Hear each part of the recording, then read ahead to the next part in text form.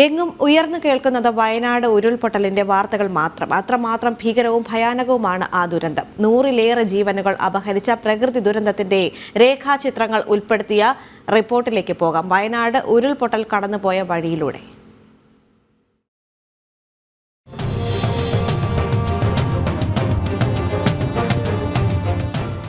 അതിഭീകര ദുരന്തമാണ് ചൊവ്വാഴ്ച പുലർച്ചെ മേപ്പാടി മുണ്ടക്കയിൽ സംഭവിച്ചത്. ഒരു പ്രദേശം തന്നെ ഭൂപടത്തിൽ നിന്ന് ഇല്ലാതാകുന്ന കാഴ്ച. ആർക്കും കടക്കാനാവാതെ ഏക പാലം ഒലിച്ചുപോയതും മുണ്ടക്കൈ ദുരന്തത്തിന് ആക്കം കൂട്ടി. ഗ്രാമത്തിന് പിറകിലായി തലയെടുപ്പോടെ നിലനിന്നിരുന്ന ചൂരൽ മലയാണ് ഉരുൾപൊട്ടി മുണ്ടക്കൈ ഒന്നടങ്കം തുടച്ചു നീക്കിയത്. ചില തുരുത്തുകൾ മാത്രം ബാക്കി വെച്ച ഭൂമിയിലേക്ക് രക്ഷാപ്രവർത്തകർക്ക് പോലും കടക്കാനായില്ല.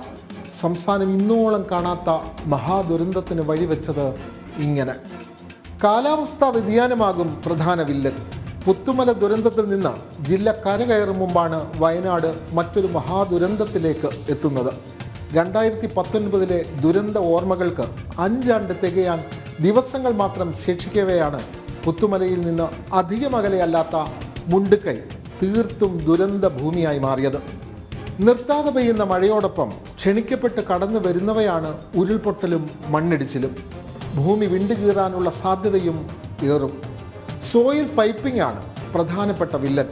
കുന്നിൻ്റെ മുകൾ ഭാഗം അതേ അവസ്ഥയിൽ തുടരുകയും അടിഭാഗത്തു നിന്ന് മണ്ണും കല്ലും മറ്റും ഒലിച്ചു പോവുകയും ചെയ്യുന്നതാണ് സോയിൽ പൈപ്പിംഗ്.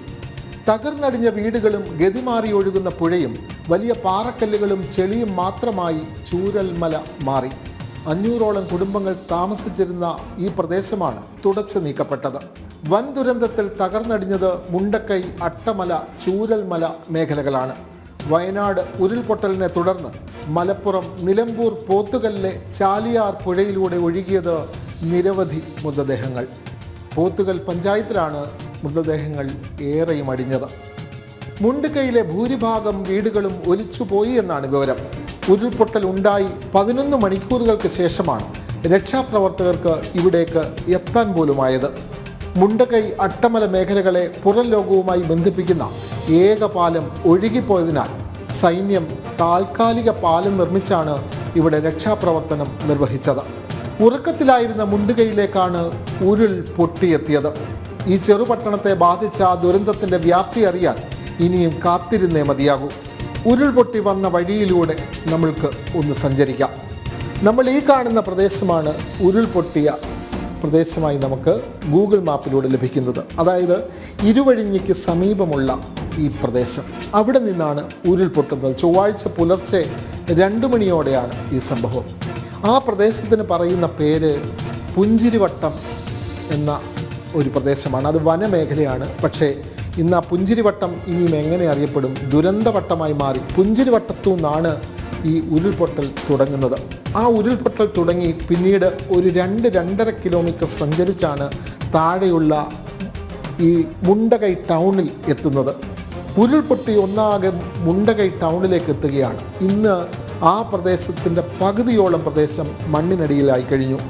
ആ ഭാഗത്ത് ഒരു മുസ്ലിം ദേവാലയവും ഉണ്ടായിരുന്നു. ആ ദേവാലയത്തിൻ്റെ ഭൂരിഭാഗവും മണ്ണിനടിയിലായി കഴിഞ്ഞു.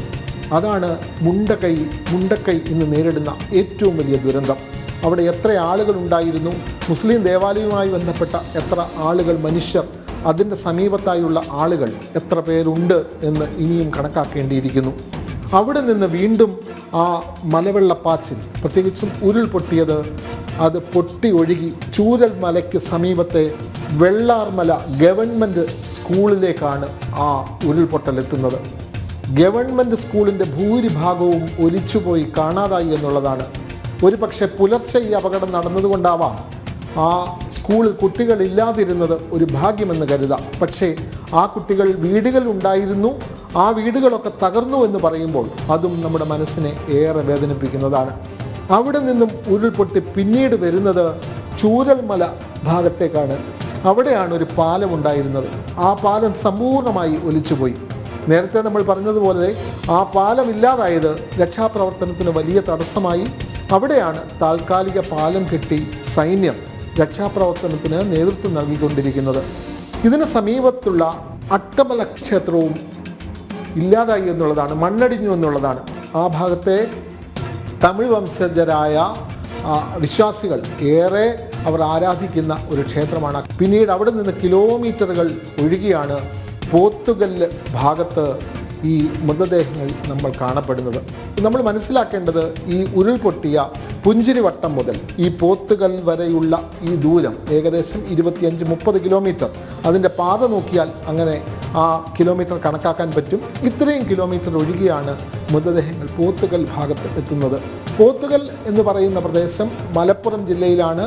അത് ആ ജില്ലയിൽ പ്രത്യേകിച്ചും വയനാട് ജില്ലയിൽ നിന്നും ഒഴുകി പോത്തുകൽ എന്ന് പറയുന്ന നിലമ്പൂർ പ്രദേശത്ത് ഉൾപ്പെടുന്ന മലപ്പുറം ജില്ലയിലെ ഭാഗത്താണ് പോത്തുകല്ല്. അവിടെയാണ് കുറേ മൃതദേഹങ്ങൾ അവിടെ നിന്നാണ് കിട്ടിയത്. ഈ പോത്തുകൽ ഭാഗത്തേക്ക് വരുമ്പോൾ ഇത് ചാലിയാർ പുഴയിലേക്കാണ് ഈ ഉരുൾപൊട്ടി ചേർന്നത്. അങ്ങനെ ചാലിയാർ പുഴ വലിയ ഒരു ദുരന്ത നദിയായി മാറി. ഈ ഉരുൾപൊട്ടി വന്നതെല്ലാം ചാലിയാർ പുഴയിലേക്കാണ് വന്നത്. അതാണ് ഒരു ദുരന്ത ചിത്രം ഈ അവസരത്തിൽ നമുക്ക് നൽകാൻ കഴിയുന്നത്.